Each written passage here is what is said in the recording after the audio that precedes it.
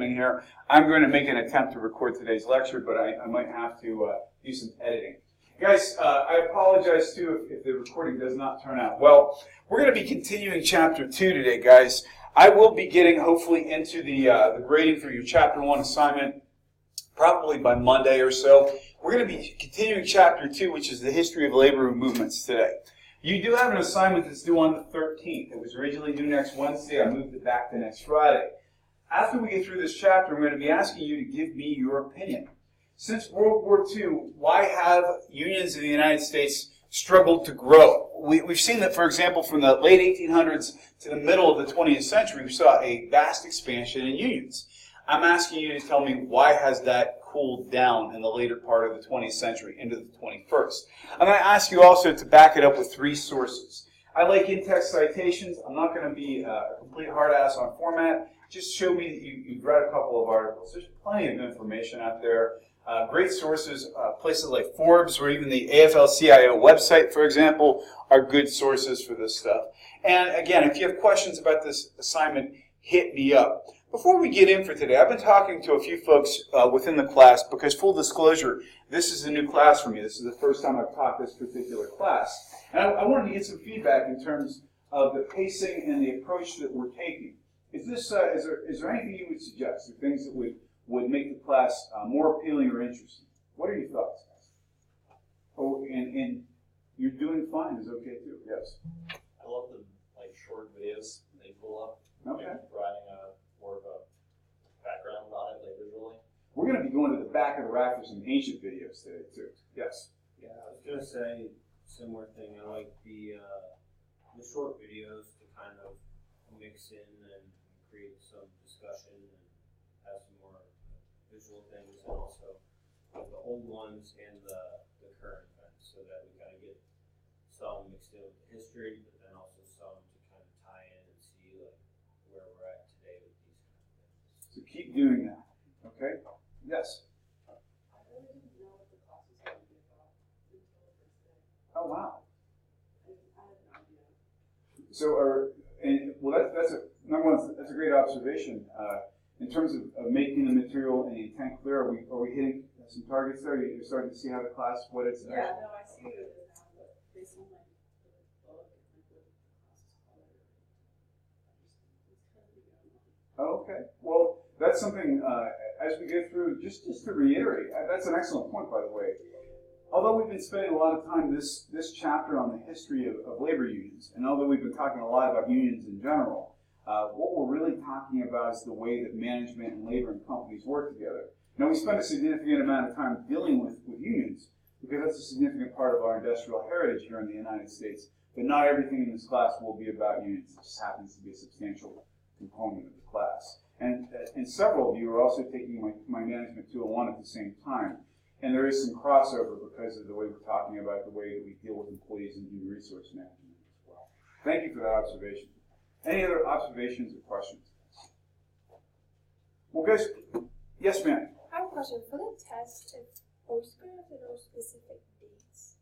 Oh, on this chapter in particular? Yeah.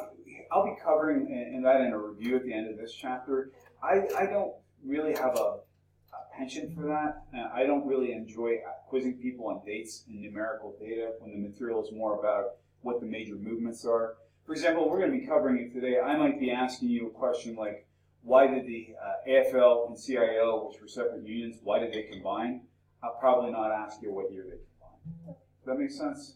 We're more concerned with concepts and philosophies than we are with memorizing dates. So, good question. Other questions? The other thing too, guys, we're going to be doing more situational types of discussion once we get past this chapter, simply because this chapter is really kind of a history of labor unions. So there's a kind of a linear fashion to it.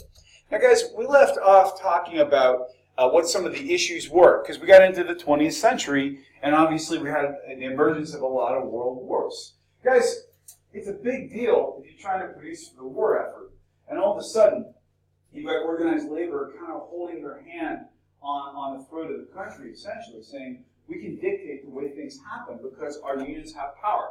Could you imagine, for example, if we're trying to ramp up industrial production to go into a war and the unions are saying you're going to pay us more, we're not going to produce. That can produce a real problem. Well, to the credit of the unions basically said, look, we're in this with you as the U.S. government as well. Even in World War I, we want to help you produce, but we need some guarantees. So here's what happened, guys. Imagine this. I'm the U.S. government, and you guys are the labor unions. It's 1918, and we're getting into World War I. I may say to all of you guys as labor unions, look, I need your help here. We need to produce for the war effort. Your company produces weapons. Your company produces cannonballs. Your company produces tanks. Help me out here. What might you say back to me in response? You're patriots, but what might you say? How are you going to pay us? How are you going to pay us? Number one. What else might you say? Because that's the big one. Yes? We may not be like skilled to know how to do that yet. So I might need to provide some training for you. Absolutely, direction. What would you guys want in it for your members? Do you have me at a place where I might be willing to negotiate with you? Yeah, I need you guys. So you might be saying things like, can we have more union-centric contracts with the U.S. government? Can we have laws favorable to unions? Can we get some guarantees from you if we give you during this period, if we give you our effort and promise not to strike, that you're going to help us maintain our union membership? Some of the things that happen, for example, this is right out of our text. Basically, the union said, we'll have unceasing production. We'll do everything you ask us to do so long as you let us keep our standard of living. Yes, sir? Is it common or uncommon for government employees in general to be part of the union? These days, it's pretty common. In fact, one of the strongholds of union membership, we're going to be talking about that very issue, is the fact that unions are very prevalent in government. What's the problem with that? Well, some people are saying, okay, and I'm off on a little bit of a tangent. I'll try to keep it short because we'll get back into the war stuff, but very quickly. If I work for a private company and I'm a member of a labor union, that's a context where if I don't like the company, I still have the option of leaving. And the company, as a for-profit company, either makes a profit and survives or does not. A government, for example, is funded primarily by what? Tax dollars. So what the anti-union argument with government has been typically is the employers of all people who work for the federal government ultimately are us, the taxpayers. And if we have tax-funded employees forming unions and negotiating with the government itself, we have no choice whether or not to hire these people or to enforce the rule of law. So it should not be allowable for government employees to be members of the labor union. That's not my opinion. That is the stated counter-argument. So there is heavy government presence of unions, or I should say heavy presence of unions within government, but there's a lot of opposition to that. When we get into more current events, we're also going to be talking, for example, the current administration. And again, I leave you to your own opinions on politics, but the current administration is not really in favor of government unions per se. Is that a good answer to your question? Yeah. Okay. Other questions before we continue? Well, let's go back though. In World War I, Congress is basically saying, okay, we'll give you good contracts. We'll give you good standards of living. We'll have contracts that have reasonable working hours and all these things. Great, because we didn't have a Fair Labor Standards Act yet. And they also said, look, we'll also do you this favor. We're going to have tight immigration standards so that people can't come in from out of the country and take your jobs. Does that sound familiar, guys? Yeah, we're having the same argument these days. And again, I'm not making any immigrant statements. I'm telling you what the current prevailing wisdom is at our government level. The unions liked it because they were able to preserve jobs for their membership. Well, here's what happens, guys. After a war, sometimes we have an economic boom. Sometimes we have an economic bust. Sometimes we have both. We talked a little bit about this in the last class. If you've got 100% employment because everybody's pulling for the war effort, and all of a sudden the war's over, sometimes you go into a recession. And that's exactly what happened in World War I. We went into a recession. What else happened after World War I in this country? The Great Depression. Does anybody know how bad unemployment was during the Great Depression? Right now we are enjoying 3% or 4% unemployment rate. What was it during the Great Depression? How bad did it get? Did it get to around like 20-25%? It was over 20%. So out of every 10 people trying to find work, 2 out of every 10 could not get work. So actually closer to 4 out of 10 if it's hitting 22, 25%. And so those were problems for unions because number one, the economy was suffering. Number two, there were attempted national strikes. For example, the Pittsburgh region, which was the epicenter for a lot of this stuff, steel industry was powering everything, the expansion of America. And the steel workers tried to have a national strike that ultimately didn't happen. Public sentiment was turning against unions in the wake of World War I. So a lot of folks who were working as employers at that time were saying we need to push back against these unions. They're getting too powerful. Keep in mind, guys, this predates the Fair Labor Standards Act. And I know we're going to be talking about that, but does anybody know, what did the Fair Labor Standards Act ultimately give us as employees? What are protections it gave us? If you don't know, it's okay. Does anybody have a guess?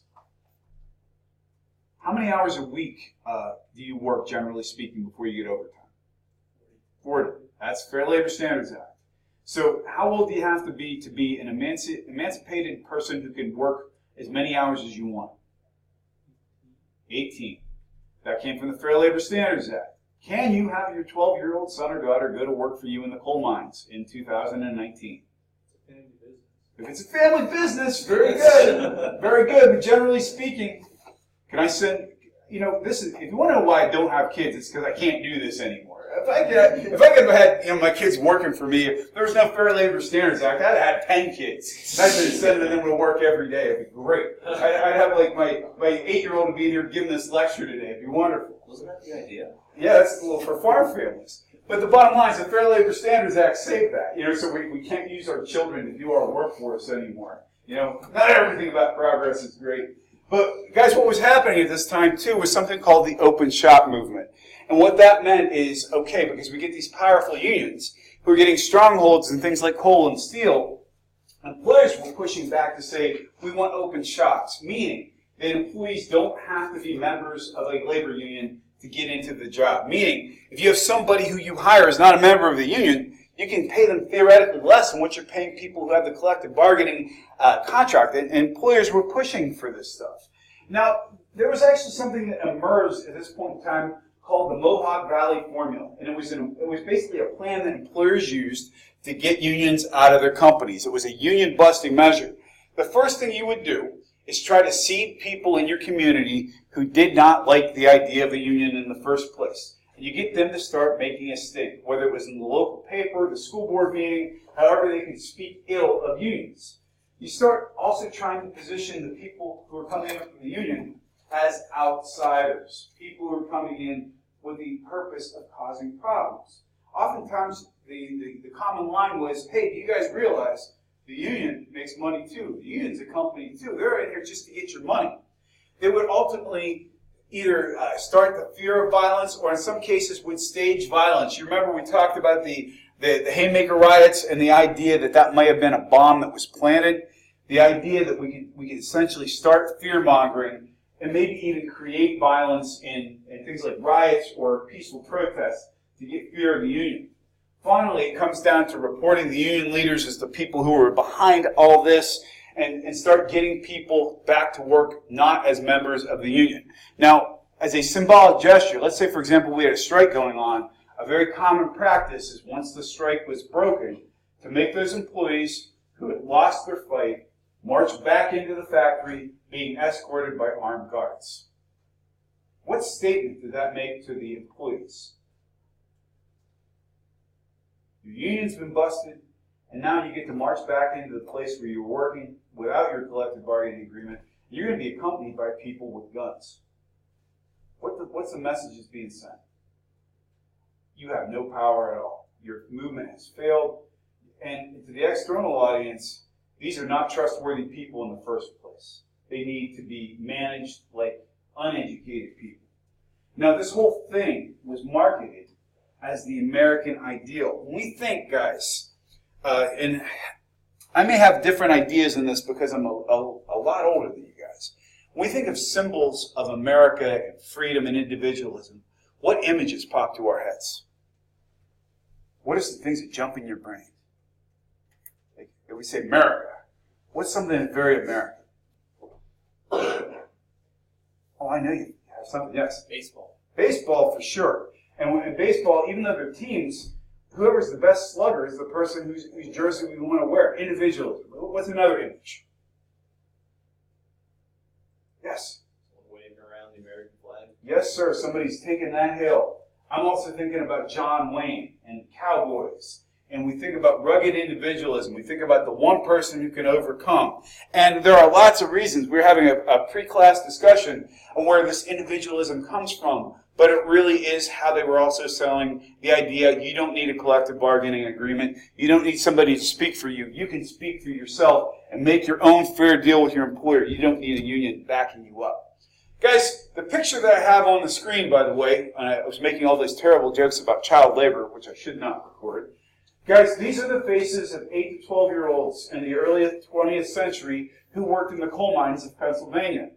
Most of these kids are probably the age of your younger siblings, and that's them coming out of the mines after probably a 12 or a 14-hour shift with no protective apparatus, no breathing apparatus, and open flames worn on helmets to light the mines. What's the risks of this? Has anybody ever heard of black lung? Basically, if you work in the coal mines long enough, you'll ingest enough dust to make your lungs essentially useless. The way you die from black lung is essentially by drowning in your own lungs.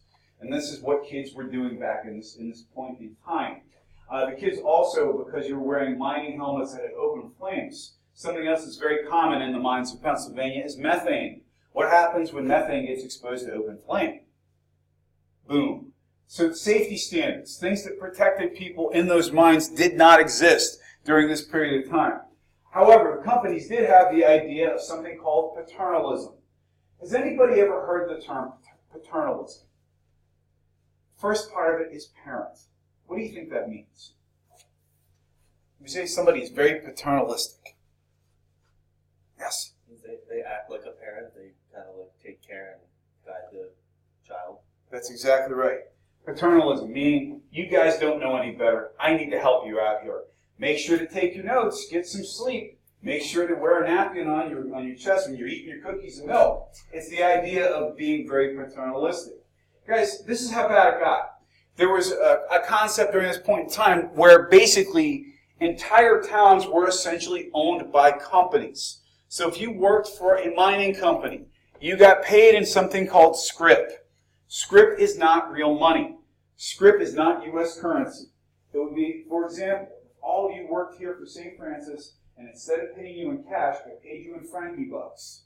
You know, Frankie bucks only work two places. They work at Frankie's and they work at the coffee shop downstairs. What's the problem with that scenario? Yes? You run in a life. What else is the problem? Right back to the employer. Here's the other thing I'm going to do. What's a gallon of milk cost at the store these days? $2 or $3. Well, that's all well and good. Down in our cafe, that gallon of milk is going to be $5 or $6. So I'm going to pay you back in currency that I'm creating. I'm backing with my own company, and you as the employee are giving that money back to me. Here's the other thing. If you don't like it, yeah, go shop somewhere else. See if you can take a store in town that'll accept your scrip, because they won't. So we are essentially talking about people who were owned by companies, individuals who basically had no way out of the current working situation because you could not accumulate wealth. You're going to be paying more than market price for anything you're buying by a company that's supposedly saying we are for the free market. Any reactions, guys? Reactions or thoughts? Yes?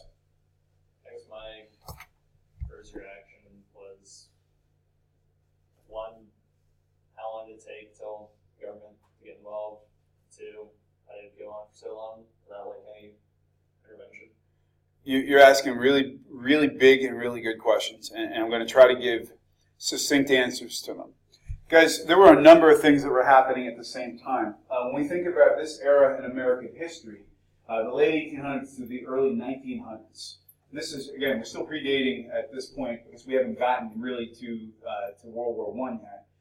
What had America just started healing from during this period of time, the 1870s, 1880s, 1890s? Yeah. Civil War. Exactly. So we have a period where we've already, keep in mind, guys, we're talking like not more than like 150 years ago, where we legally owned human beings in this country. We're coming from an era where people literally were brought in on boats in chains and sold as property. So the concept of somebody being disposable as a human being was ingrained in our culture at that point. And yeah, we relegated it to certain people were disposable and certain people won't. But what a lot of people don't realize about this period in time, when we think about the slavery in the 1860s that was coming to a close, it was mainly African Americans who bore the brunt of that terrible time. But immigrants to this country during that period of time, if you were Italian or if you were Irish, you weren't regarded as much different than somebody who was brought in chains. You were regarded in a very similar level. That's how bad it was. So in terms of why that was allowed to persist, there was a bias in this country based on the color of your skin and where you came from that was far worse than it is today. This is a sad period in American history, and a lot of people were looking the other way because it was good for them. Has anybody here ever been to the Holocaust Museum? There's a poem in there that's very very poignant. I won't recite it correctly, but I remember it being something like, "They came for the blacks, and I looked the other way. They came for the Catholics, and I looked the other way. They came for the Jews, and I looked the other way. And finally, they came for me, and there was nobody there to stand for me." And that was this period in American history. So I don't say that to be on a soapbox. I say that your question doesn't have an easy answer, and I think a big part of why it took the government so long to intervene in these kinds of matters is because, in some ways, we have a different regard for human life during this period in history. So I apologize for my soapbox. But any thoughts? Am I right or wrong? Ellie, you're a historian. Did I hit it? Yeah, and also, we have massive amount of technology to communicate any little one problem. But back then, those little towns were on their own, so the government would have to individually find all of these messed up towns in order to process and charge them once laws started to get passed. Excellent point. And keep in mind, if you're talking about this time period, up until the end of the Civil War, people were still trying to capture escaped slaves and return them to servitude. And when we get into the post-war era and in the Deep South, there were a lot of quote-unquote Jim Crow laws that came in to make legal discrimination still part of our culture. And so this was something we really had to fight against. And the unions, because so many people were of descent such as Italian or Irish, guys, there was a strong anti-Catholic sentiment in the northeast of this country too. We start thinking about groups like, if you want to talk about the pinnacle of evil racism, the Ku Klux Klan wasn't just anti-African American, they were anti-Catholic too. And so they did not regard people who represented themselves as Catholic as being worthy of their vision of America either. So this is a very complex time in American history, guys. Before we continue, because I got off on a soapbox there, I would like to take a moment to take a question or comment. Question or comments, guys? Sir? When the laws were passed, so obviously ban what was going on, did the government, I would assume there would be some backlash from the companies that owned the town, so the government sent in troops to back it off, or how that? Well, there were a lot of strikes and skirmishes between miners starting to organize. We'll talk today about some of the birthing mine workers movement. Yeah, there were a lot of violent strikes, a lot of clashes, and yeah, there are times that troops had to be brought in. When we start thinking about this whole era in history, we like to think, well, that pretty much got solved. In reality, some of this stuff persists today. Has anybody ever heard of something called Upper Big Branch or Massey Mine? West Virginia. This happened less than 10 years ago. It was a union coal mine, and there was a problem. They actually use these things these days called ventilators to move toxic gas out of the mines. When you start talking about coal mines, methane is still a problem. When you're drilling into the earth, you're getting flammable gas. And so they have these fans, and the fans were intended to move the methane gas out of the mine so people wouldn't get blown up. If you even want to use a radio in a coal mine, it has to be a radio that won't produce a spark. Like if you get a standard walkie-talkie and you push the button to engage the radio, they actually do produce sparks. Like in this environment, it wouldn't matter. In the mines, it's a pretty big deal. That's how bad it is. Anyway, Massey Mine was cited repeatedly by the Mine Safety Health Administration, MSHA, for all these violations in safety, saying, look, you're going to have an explosion. You're going to get somebody trapped down there if you don't change the way you're doing it. Management. This is documented. It was written down basically saying, can we get one more load of coal out of this mine before we have to shut it down for safety reasons? And they basically sent miners in knowing it was a gamble whether or not they were going to come out. There was an explosion. I think the death toll was something like 25 people died because the mine wanted to get one more load of coal out before they had to close the mine because of safety reasons. So even in 2019, this stuff still happens for the exact reason Elliot said, is you can't watch everybody all the time. And the budget for people who come in and actually monitor coal mines, people like OSHA and MSHA, is minuscule. It's just like our food inspection. If you saw how little of the food you eat actually got inspected for USDA, you would question if you should be shopping in a supermarket. It's the same deal with that kind of regulation. So, Kenny, you're asking good questions today. I'm giving you very long answers. Can I just ask you guys a question? In terms of this part of our industrial heritage, does any of this surprise you guys?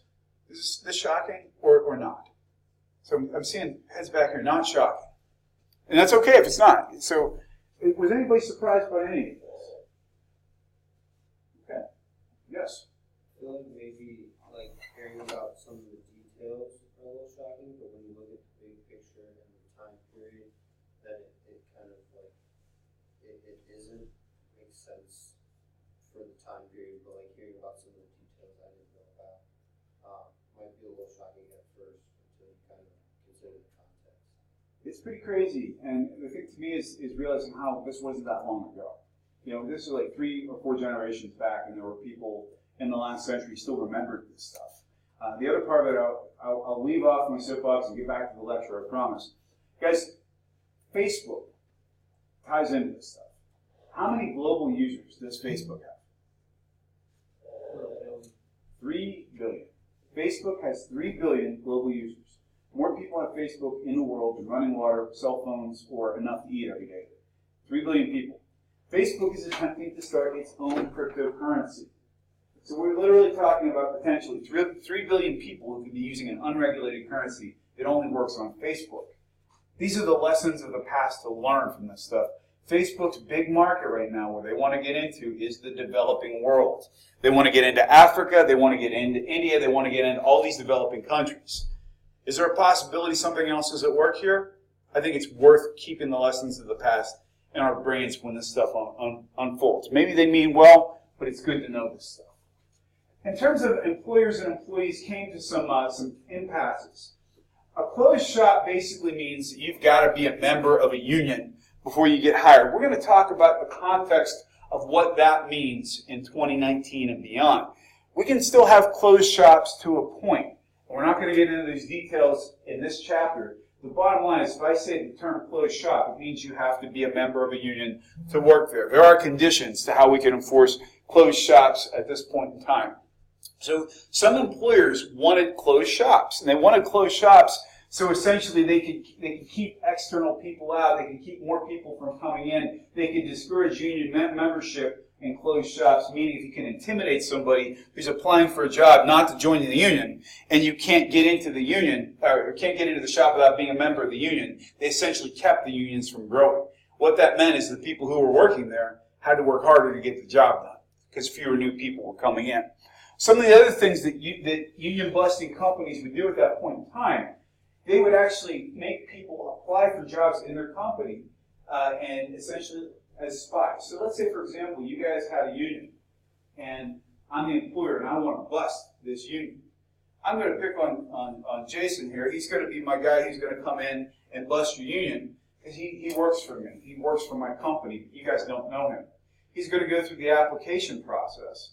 He's going to come in as a member of the union, and he's going to be my spy from within your union. Jason would never do that, though, because he's a loyal member of this union.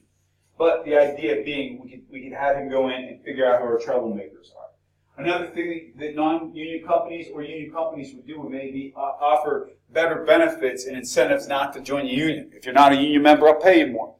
And the other thing that was very popular at this point in time, you guys remember how we talked about the Knights of Labor not being a real union per se?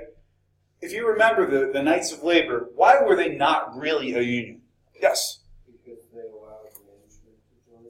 Exactly right. So they try to eliminate opposition by making everybody a member of the club. What this company union idea was that instead of having a union per se, we're going to have a company union and everybody can be a part of it, so we can keep kind of the company in control of what the employees get, don't get, and they still feel like they have a voice in it. Guys, in reality, because for example, most of us work in non-union companies these days, and we serve on committees, the idea theoretically, if it's a well-run company, isn't necessarily bad. I love that I get to serve on committees at St. Francis and have my voice heard. We're a well-run company. Not every company is, and that was a controversial move on the part of unions. So in terms of why labor had such a hard time overcoming what people felt about unions, when we were going between world wars, there was a lot of negative stigma to unions. Let's think about it for a second. We've got 25% unemployment or 22% unemployment, and nobody can get a job, yet these guys over here are asking for more? Who here has ever seen the movie Oliver? Or Oliver Twist, you remember the famous scene? What happens when he wants more porridge? Remember when he goes to the front? It's a long time ago, but the story fits really well. Oliver Twist was an orphan. He lived in an orphanage, and they fed him gruel. Gruel's like, even the name of gruel, nobody wants to eat gruel. Even if they had it up at the new Frankie's, I'm not ordering gruel. But if you go to the movie, Oliver gets a small a bowl of gruel, and he's still hungry. He goes up for more to eat. And he comes up to the front where Fagin is standing there, I think it was Fagin, or the headmaster, I forget his name, and asks for more oatmeal, more gruel. And the response he gets from the person handing it out to the orphans is, more? You want more? You had nothing, and I gave you something to eat. How dare you? And that was the take of the rest of people in the United States who were struggling to find employment. How dare you ask for more when most of us can't get jobs in the first place? On top of that, the image of unions was as corrupt and in some levels even socialist. Let's think about it, guys. At that point in time, we started having Elliot will correct me on this, if it was the 1917 or 1918 revolution in Russia. 18. Okay, I was close. The revolution in Russia, where essentially they kicked out the czars and started establishing Marxist/communist principles. That started the birth of what we refer to as the Red Scare that ultimately elicited in the 1950s, where people were afraid that communism was going to take over the globe. A lot of unions had stereotypes of being controlled by socialists, people who want more from the companies to distribute the wealth to everybody, which ran counter to the American capitalist idea. So there was an anti-union sentiment based on the unions being quote-unquote corrupt or infiltrated by socialists. A lot of folks who wanted to bust unions would also use this thing called the V technique, or I should let me restate that. People who wanted to bust union meetings would use this thing called the V technique, where they would basically come in and form a V where people would start in the beginning and spread out through the meeting and be disruptive to try to get the union to break up. So basically, for example, if we had troublemakers in this class, if I had 1 here, 2 here, 3, and spread them out, you guys could very easily disrupt a productive class. And it was called the V technique. And the Red Scare we talked about. Union leadership also got a bad name because a lot of the folks who were negotiating these contracts were screwing the rank and file to get sweetheart deals for themselves. So for example, if I work for U.S. Steel and I'm the head of the union, I go see the head of the company who hands me $1 million in my pocket to say, make the deal work for us, and I'm the union leader, and I made out on the deal by screwing my rank and file. And a lot of that stuff was happening in this period of time because people sometimes make bad decisions. At the same time, guys, we had something called the CIO. If you hear of the AFL-CIO, remember, AFL was the American Federation of Labor. Now, AFL, when you think about that term, American Federation of Labor, they represented skilled labor. When I say we have skilled labor, tell me what I'm thinking. What would be an example of a skilled labor profession or trade? Somebody can do something that not everybody can do. Like carpentry. Carpentry is the best example from that period of time. But if somebody's a carpenter, if somebody's a plumber, these days, an electrician, somebody who has a very specialized skill, those folks formed the AFL. And they did not want unskilled labor within their ranks. We don't want people who work in factories, who are just basically cogs in a machine because we are specialized. So a few folks who got tired of this said, well, we're forming our own union, and we're forming the CIO, the Congress of Industrial Organizations. At that point in time, guys, because coal mines were big, steel factories were big, we had Henry Ford making the Model T, the first mass production automobile, which you could get in any color so long as it was, you got it. So these guys basically said, we are going to form our own union. So the AFL basically had competition at this point. The AFL also, during that period of time, it was not uncommon to be a member of multiple unions. The AFL basically said, if you're in multiple unions, you're also out. So between the AFL specializing on trades and not allowing people to be in multiple unions, the folks who got kicked out of the AFL, or the folks who worked for coal mines or steel or non-skilled industries, decided we're forming our own union. And the guy who made it happen was a guy named John Lewis. This is a name from like the 1920s into the 30s and edging our way into World War II and beyond. All of a sudden, unskilled labor was saying we need to organize as well. And when I say unskilled, guys, I don't mean that to be a derogatory term. It just means somebody who works in a factory, somebody who does a repetitive task, maybe who did not go through an apprenticeship like a carpenter or other individual would. We're going to end on this slide today, guys. The reason why the CIO, the reason why this labor was so successful. I think you can see John Lewis was a very charismatic guy. He was a very tough-looking guy, too. One of the commonalities you'll see with these guys, they tend to be these heavy-set, cigar-clenching kind of guys who probably, these big meat hook hands, probably beat up some people in alleys along the way, too. I mean, these were not guys who were pushovers, and that was because this was tough business. So one of the reasons the CIO really took off, number one, you had a large rank and file. You have a lot of people working for coal mines and for car and airplane industries, for example. They were pragmatists. They were all about getting money and benefits for their workers. We're not talking knights of labor types of philosophical endeavors here. We're not talking about communists. We're not talking about Marxists. We're talking about people who want to get benefits for their employees. All of these things, guys, are why we ended up with the National Labor Relations Act in 1935, which is why we have an 8-hour workday and a 40-hour work week today.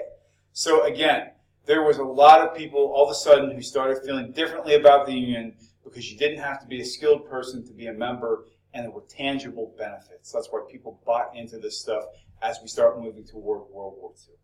With that being said, guys, we're going to end our lecture for today.